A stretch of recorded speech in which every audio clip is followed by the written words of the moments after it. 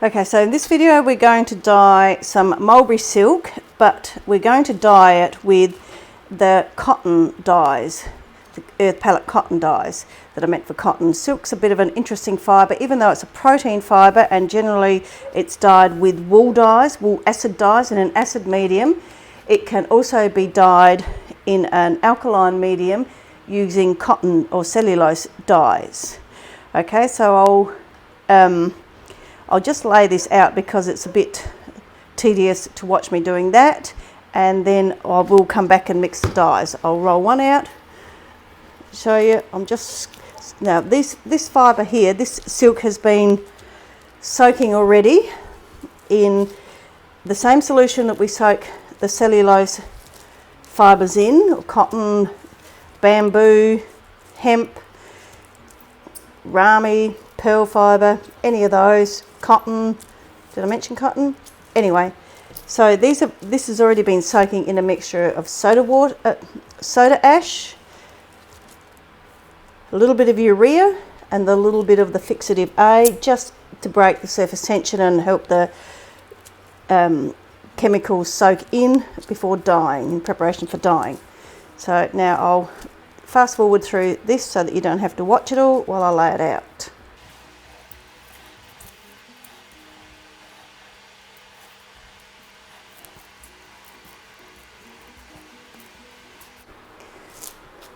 Right, so these are the dyes. These are the cotton dyes. This is violet. They come in a 50 gram and a 20 gram. And in a variety of colours. The colour chart is on my website if you want to have a look. And this is what it looks like. So it's just a granular powder. Now to mix these dyes, I like to, it's a bit of a shame I've already got my silk out, but that's the way it is. Cotton, the cotton dyes or the cellulose dyes need to be made up just before you use them. They, unlike the wool dyes, which you can make up and they'll keep for 20 years made up in a solution, the cotton and still be fine to dye with. The cotton or cellulose fibre dyes have to be made up just before you use them, and I just add a little bit of cold water to them to mix it. It's a bit like making gravy, just add a little bit of cold water, mix it to a bit of a slurry.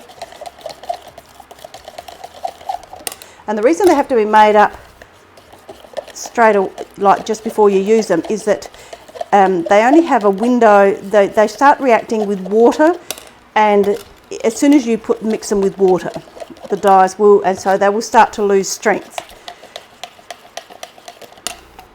And that is also the reason why I don't put the chemicals in there, like the soda ash and the urea, because that it accelerates the rate at which they react with water. In this jug I've got warm water. It's not extremely hot. It's not hot out the kettle. It's just not even as hot as hot tap water, but it'll help the dyes set. You can use cold water. I just find it helps the dyes to dissolve in these cups. And then I mix them up. Make sure they're all well mixed. Obviously this is yellow.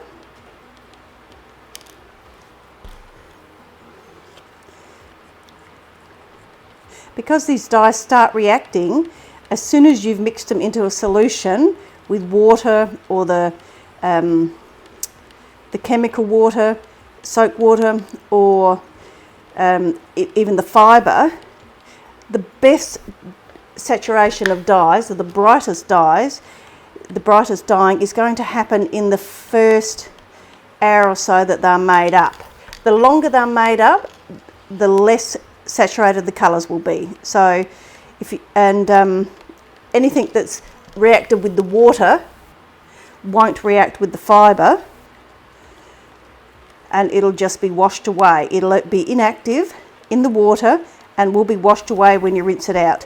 Unlike acid dyes, there's usually quite a lot of inactive dye left in the water, so the water is often quite brightly coloured, when you rinse it out. Now, put our spoon over there, out of the way, and we'll start putting that dye. And then I just pour them on straight away. Now this silk has been soaking, as I said, for a couple of days in that solution. So it's well soaked through, because silk does tend to be a little bit water-phobic. And it also needs higher, brighter dyes than wool or anything else does. It takes more dye to get the same depth of shade than other fibres do. So that was orange. This is the brilliant red.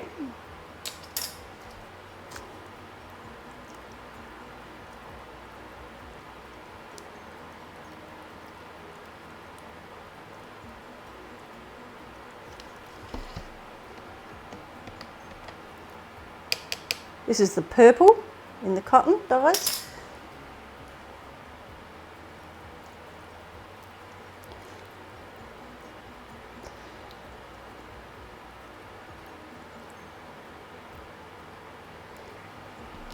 And this is the turquoise.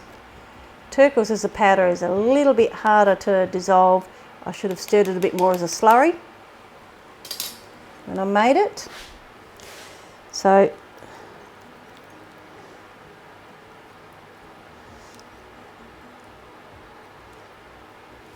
and then I'm going to use the yellow on this end.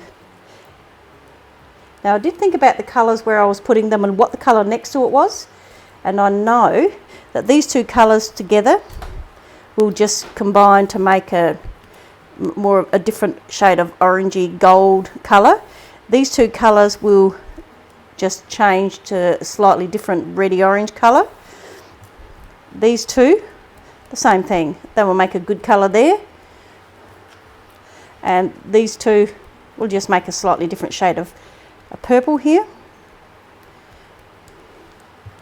and of course these two will just make a green where they mix.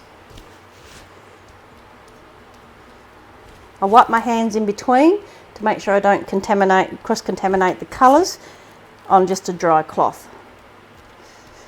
Okay, so now the other thing is with cotton dyes is that you don't have to steam set them or heat them. They will set quicker if they're warmer, which is mostly the reason I use the warm water. They become inactive after a couple of hours. So after a couple of hours, you might as well rinse them out. Once the dye is inactive in the water, there's no point leaving them sitting in there. They're not going to absorb any more dye because the dye is already inactive. You can leave them sitting in there, and I often do when I'm dyeing. I leave them overnight and do all my rinsing the first thing the next morning.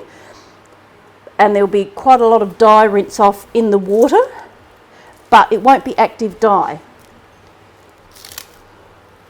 So you can't reuse it and dye other things with it. Okay, so we'll wrap it up. And then I'm just going to leave it sitting. I haven't turned it over to do the other side because I know that it'll soak through quite nicely.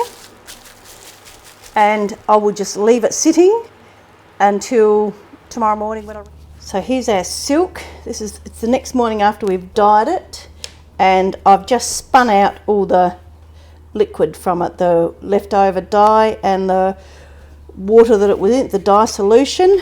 I'll put it back in the bag, and I'll just put it in the rinse bucket.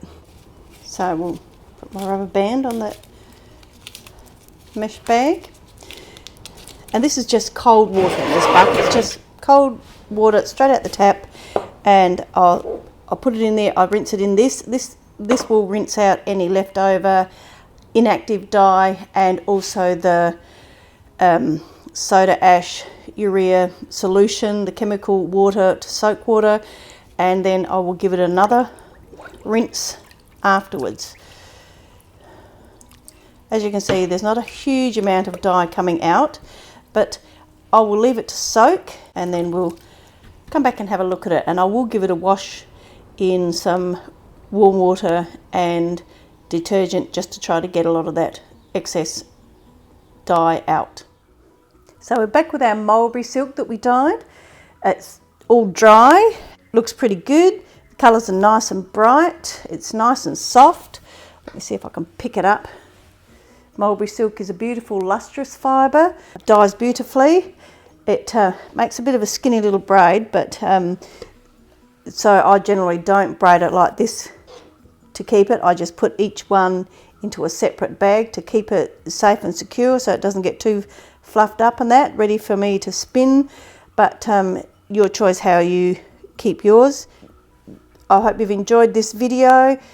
Feel free to leave a comment below if there's something you particularly like me to dye. Thanks for watching. Feel free to like and subscribe, and I'll see you with the next one.